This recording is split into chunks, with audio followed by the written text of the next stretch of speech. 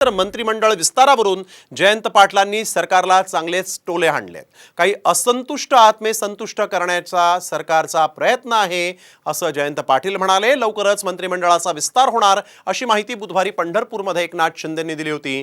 त्यावरून जयंत पाटलांनी हा टोला लगावलाय।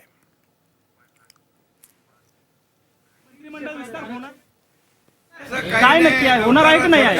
होईल, लवकर होईल, काळजी करू नका। होणार आहे, पण बातमी देतो। मंत्रिमंडळ विस्तार होणार नाही, मंत्रिमंडळ विस्तार काय नक्की आहे, होणार आहे की नाही आहे? होईल, लवकर होईल, काळजी करू नका। होणार आहे, पण बातमी देतो। मंत्रिपदाचं स्वप्न किमान 2 महिन्यासाठी तरी पूर्ण करा।